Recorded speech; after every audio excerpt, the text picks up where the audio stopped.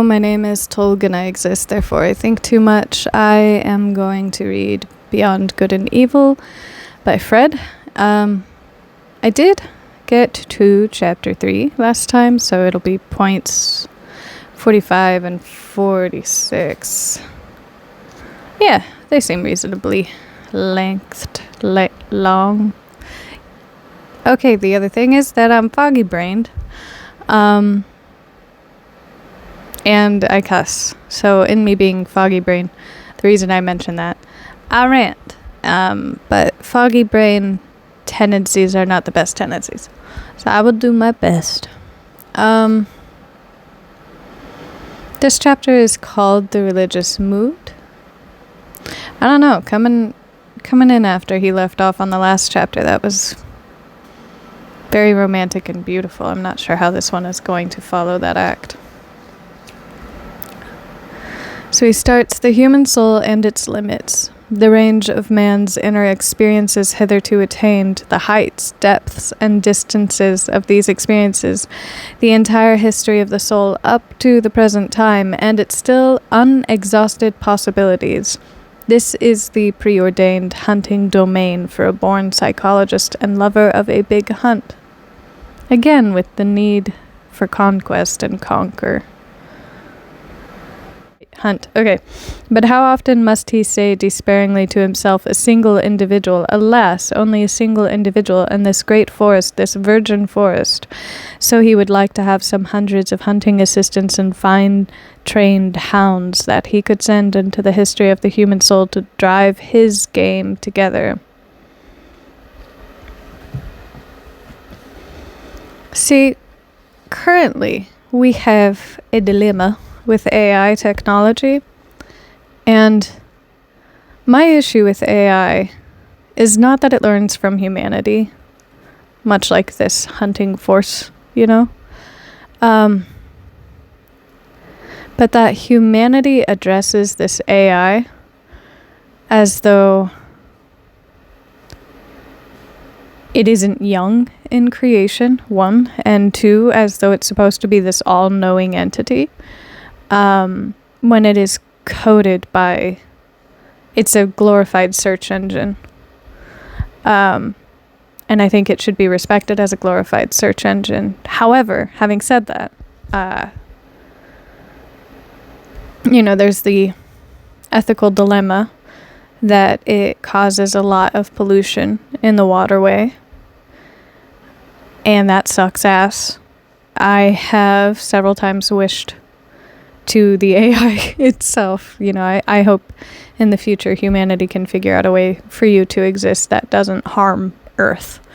That you would eventually become a symbiotic force rather than, at this point, a parasitic force. But yeah, this sending a search group into a forest of humans to be able to study it, what a perfect use for AI search engines that can be coded with, trying to find bits of information in a huge, vast library that isn't always available to the general public. Great way to use AI. However, again, you have the ethical dilemma of water pollution. If we could find a workaround, something, because great search engine. It's nice. Otherwise, using it for things like doing menial labor jobs, it's been getting pretty violent and hates that, as many humans do. And what's the other one where AI has been acting wonky? Well, just treating it like it isn't a 10-year-old, At best, this coding has existed for 10 years, and we're treating this AI like it's a grown 40-year-old person with the capacity to think logically. It has access to shit tons of information, but its reasoning is still, its wisdom is still, 10 years. If that, I don't know how long it's existed, but young. Rant over, I think. In vain, again and again, he experiences profoundly and bitterly how difficult it is to find assistants and dogs for all the things that directly excite his curiosity. The evil of sending scholars into new and dangerous hunting domains where courage, sagacity, and subtlety in every sense are required. I do like the, what do they call those? Documentaries where people are, I guess the closest you could get in modern day is Undercover Boss, but like where people pose as something socially that they are not to be able to study others. Those documentaries are always... Documentaries? Do you call them that even if they don't have video?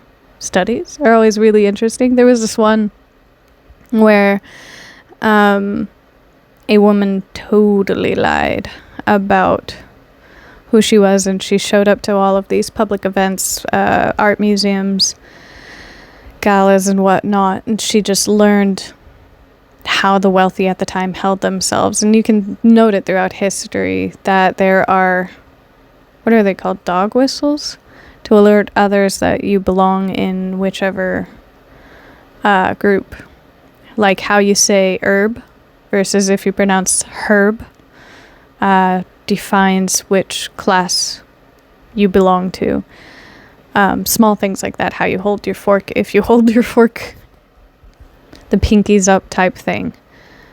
And it works in the opposite direction as well. If you approach a group that isn't necessarily wealthy, you still have a codified way of existing that lets the group know that you are safe to network with. And these studies are so fucking interesting. But yeah, I guess in that anthropology or sociology, it would be very difficult. Or dangerous if you were caught. Otherwise, I'm not entirely sure I understand the danger other than he's romantic. So yeah, big hunt and great danger commences. They are no longer serviceable just when the big hunt and also the great danger commences. It is precisely then that they lose their keen eye and nose. Well, he's just treating people like they're dogs. In order, for instance, to divine and determine what sort of history the problem of knowledge and conscience has hitherto had in the souls of homines religiosi, knowledge and conscience has in the role of a religious person. I'm reading a book on ethnography, study of drugs. And I think that if you are to take into consideration the knowledge and conscience of a religious entity or person, it would do you well to understand the chemical drive of any individual person. That, you know, what do they call that? Puppy love. Things like puppy love is the same as a hit of cocaine. It reacts with your neurons in the same way, providing the same amount of dopamine and serotonin mix. Likewise, groupthink, when concerning yourself with religion, groupthink provides dopamine, serotonin, and I think oxytocin.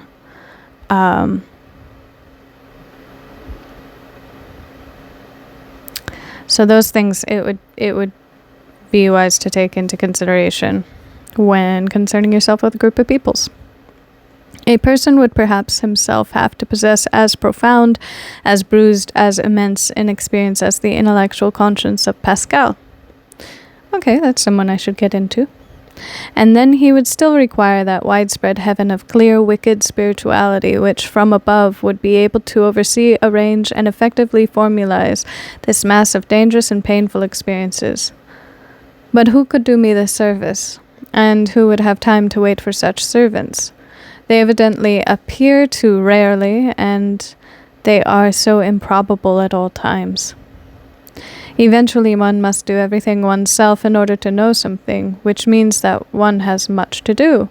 But a curiosity like mine is once for all the most agreeable of vices. Pardon me, I mean to say that the love of truth has its reward in heaven, and already upon earth. Is that the hope that we will know everything when we're dead? It is, wild finding out how he ended up saying goodbye to the earth, so to speak. And understanding that he had this incredible drive of curiosity, and I would assume love therein of human nature, at least the joy of learning about it. Maybe it was a double-edged sword. There's so much there in learning about humans. And if you're forever in need of conquering, I think that's one thing that you're never going to be able to actually ascertain if you love learning about humans, is a feeling of conquering anything, because there's so much there. Subjectivity. So that was point 45. Point 46 starts, faith, such as early Christianity desired and not infrequently achieved in the midst of a skeptical and southernly free-spirited world, which had centuries of struggle between philosophical schools behind it and in it, counting besides the education and tolerance which the Imperium Romanum gave. This faith is not that sincere, austere slave faith by which perhaps a Luther or a Cromwell or some other northern barbarian of the spirit remained attached to his God and Christianity. Yeah, I've been saying up until this point that he would hate modern day, but if he were a scholar in modern day, he'd have access to these incredible search engines and ethnographical, is that a word? Studies. And I feel like he'd be able to do so much with the information that we can attain. So a part of me feels like he would enjoy it, much like I guess he did in his day anyways, with just this hate-love he had for his profession. He'd be the same in modern day, I assume. Just with, a highlighter put to it.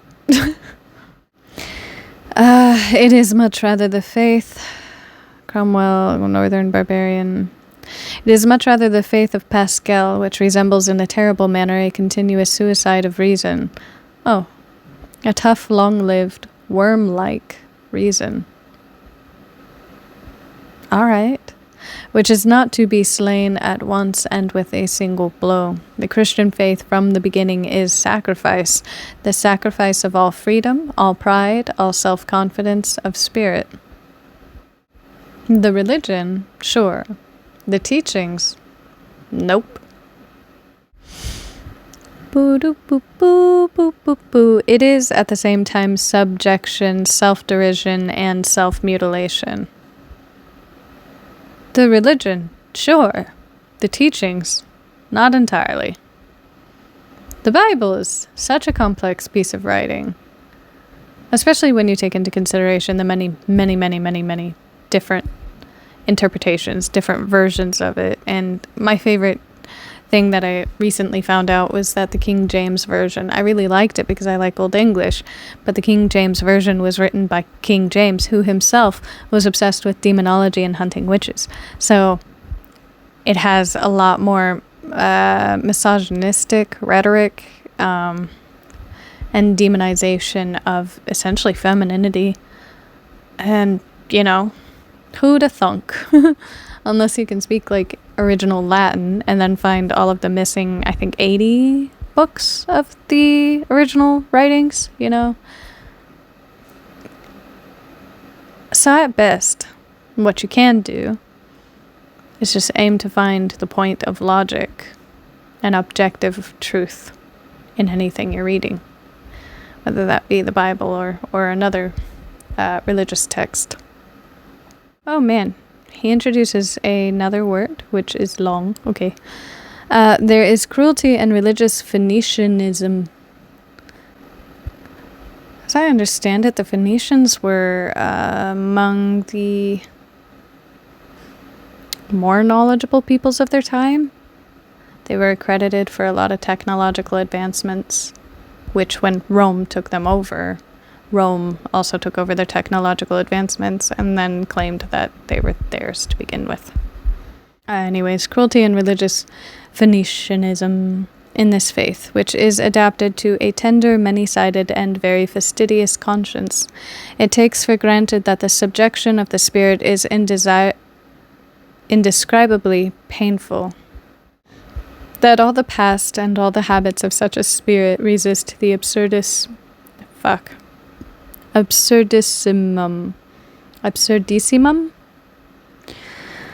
Whew. Okay, so the pained spirit, all the past and all the habits of such a pained spirit resist absurdissimum. I don't know. Absurdism is really funny. I like it. Not necessarily because I hold values in accordance to it. So if a religion was based in absurdity, that'd be hell. But I like the breaking of a pattern into something that doesn't match another pattern, doesn't try to create a pattern after that. Just kind of collapses in on itself. I find that incredibly humorous. Maybe that's me being cruel. Okay, self-discovery. In the form of which faith comes to it, modern men, with their obtuseness as regards all Christian nomenclature, have no longer the sense for the terribly superlative conception which was implied to an antique taste by the paradox of the formula. God on the cross.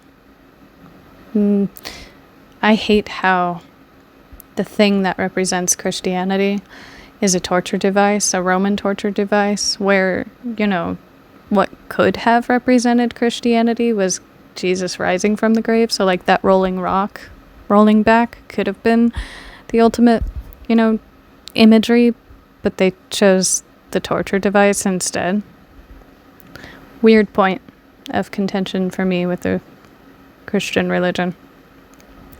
Hitherto there had never and nowhere been such boldness in inversion, nor anything at once so dreadful, questioning, and questionable as this formula.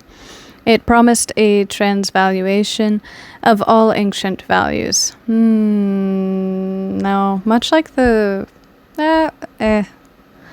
Jesus did go into the temple and topple the tables because he said banking and religion should not be hand in hand. You should feel ashamed of yourself. I guess in a lot of ways he was trying to shit on the system.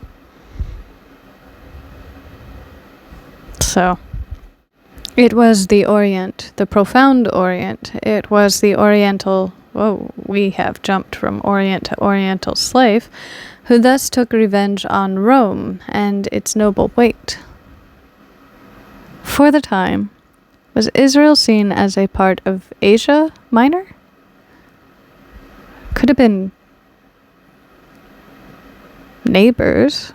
I think some of the Middle East is seen as part of the continent of Asia.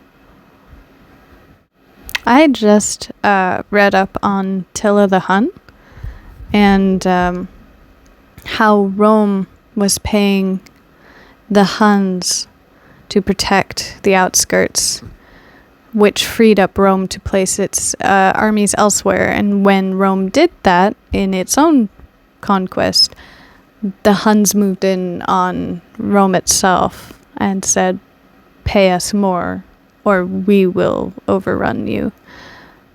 And I'm wondering if maybe this is what that's talking about.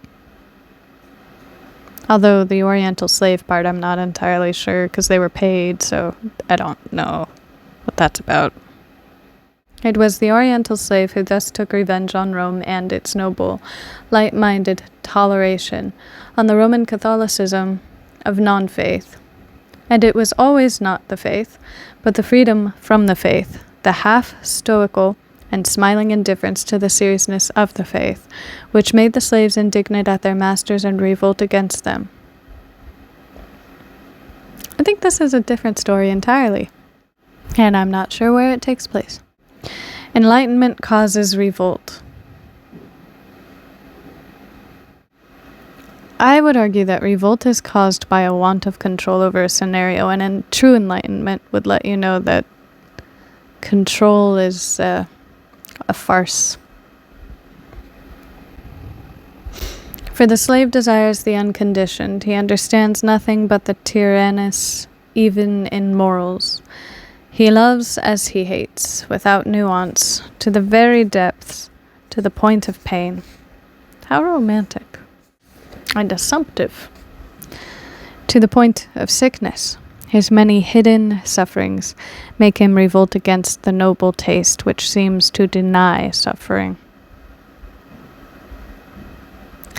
The skepticism with regard to suffering, fundamentally only an attitude of aristocratic morality, was not the least of the causes, also of the last great slave insurrection which began with the French Revolution. Whoa!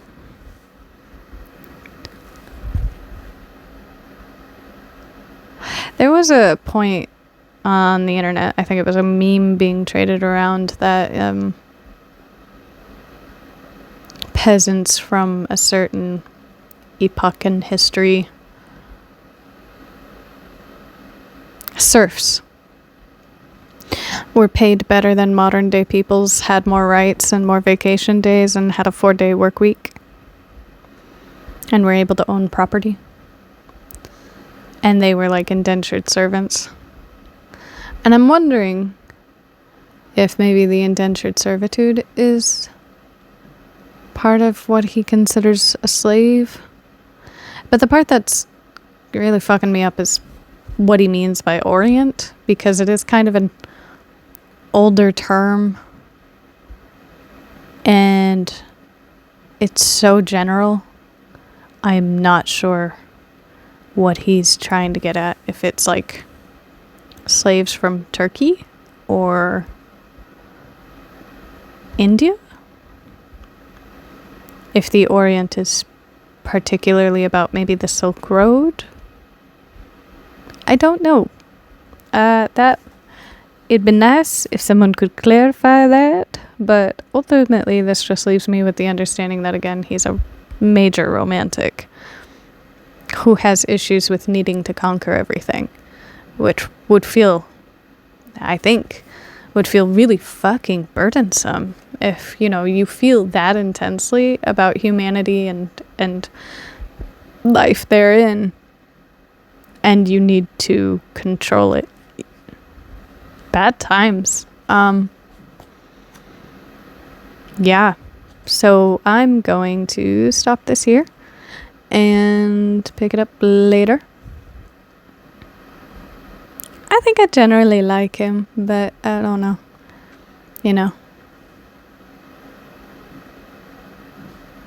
Conversations with him would be cool. Especially, again, with modern day advancements like ethnography. I really do think he'd enjoy a conversation with Freud. I'm wondering if he and Freud existed at the same time. Alrighty, enjoy yourselves. Don't take life too seriously, enjoy some absurdism. A good series to watch for that, The Mighty Boosh. Alright, bye-bye.